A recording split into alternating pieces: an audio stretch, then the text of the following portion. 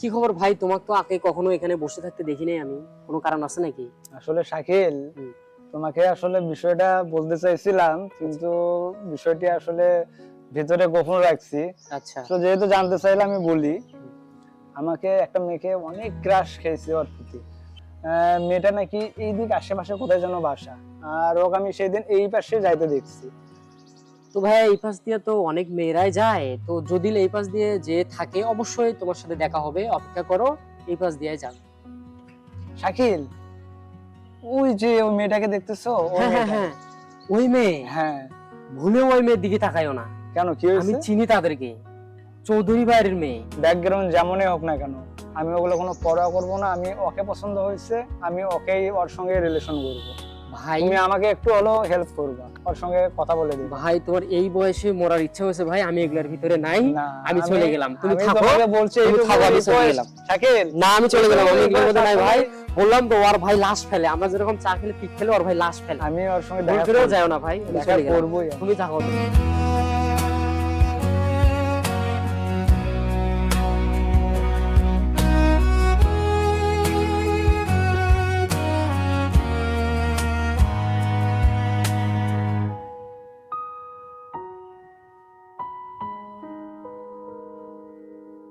আচ্ছা, ওই ছেলেটা কার দিকে দেখছিল অমন করে? আমার দিকে। না, মনে হচ্ছিল আমার দিকে না না, তাকাচ্ছিল। আমার দিকে। আচ্ছা ঠিক আছে, তাহলে চলো একটা পরীক্ষা নেওয়া যাক। চলো। আমরা আবার যাব, দেখবো ঠিক আছে। কার দিকে তাকায়। ঠিক আছে, তাহলে এই টিস্যুতে আমাদের দুজনেরই নম্বর আছে। আমরা টিস্যুটা ওর সামনে ফেলবো, যার নাম্বারে কল দিবে তাকেই পছন্দ করে। চল।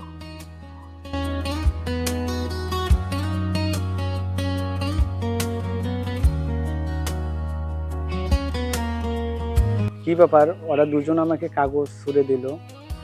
আসলে ব্যাপারটা কি একটু বুঝতে হবে। যাই হোক, আমি যাকে পছন্দ করি আমি তার কাগজটাই তুলি, দেখি কি আছে।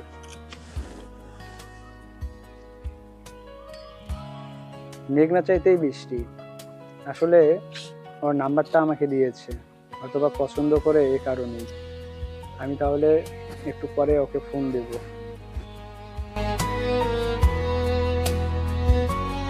খুব সুন্দর না?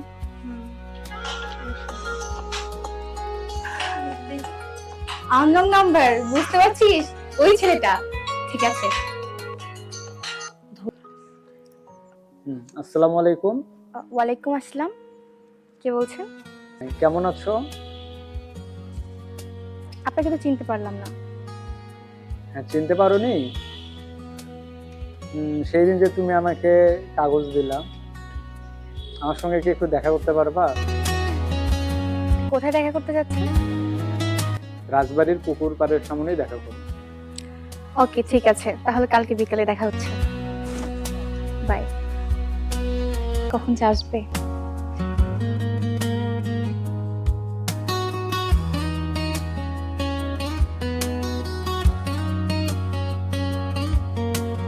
কি ব্যাপার, 5টা বেজে গেল, এখনো আসতেছে না?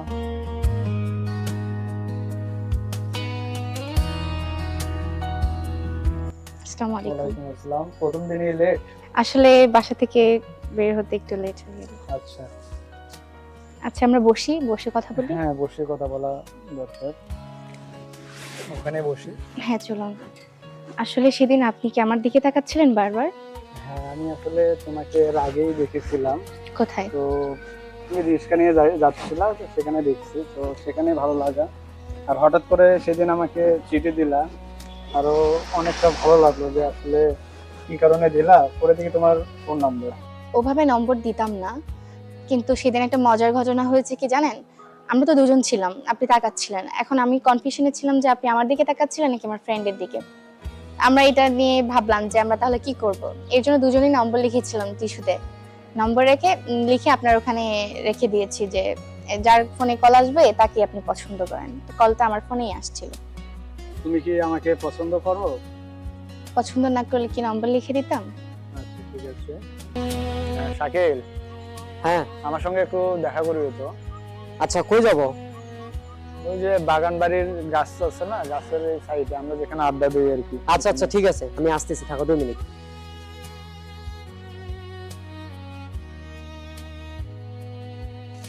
ভাইয়া কি খবর? ফোন দিয়ে হ্যাঁ, ডাকলে ভালো এখানে? আছো?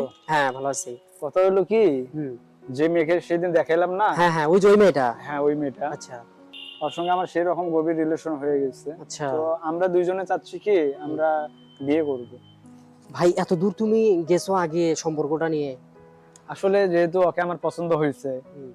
ওর দেখে আমি অনেকটা অ্যাক্টিভ হয়েছি, কারণ ওকে আমি জীবন সঙ্গী করতে চাই। ভাই তোমাকে আমি আগেও বলছি এখনো বলতেছি, ওরা পরিবার ভালো না।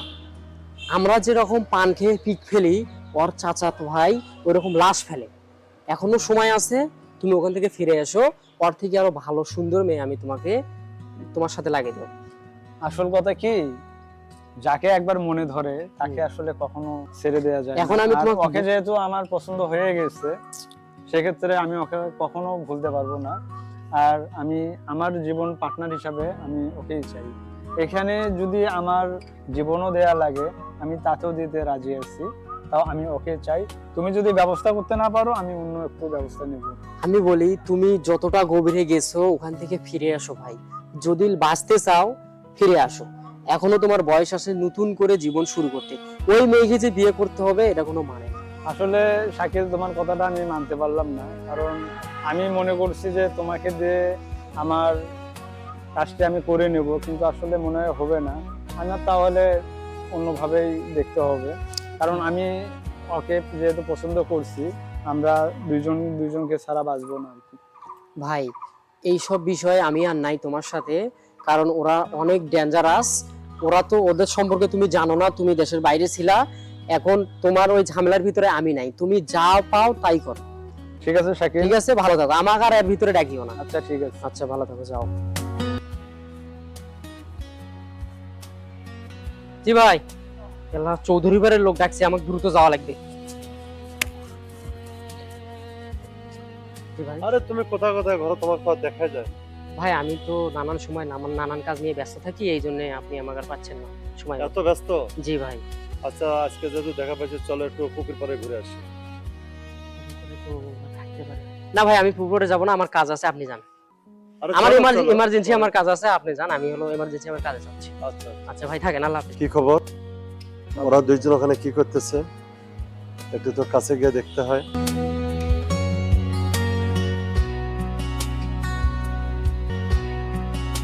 তোমরা এখানে কি করো? ভাইয়া এই ছেলে, তোমার বাসা কোথায়? হ্যাঁ আমার বাসায় সামনে। সামনে। এ দেখে ফুলটা, দেখি দেখি ফুলটা দেখি। চলো ভাইয়া ভাইয়া চলো, ভাইয়া তোমাকে দেখে নেবো।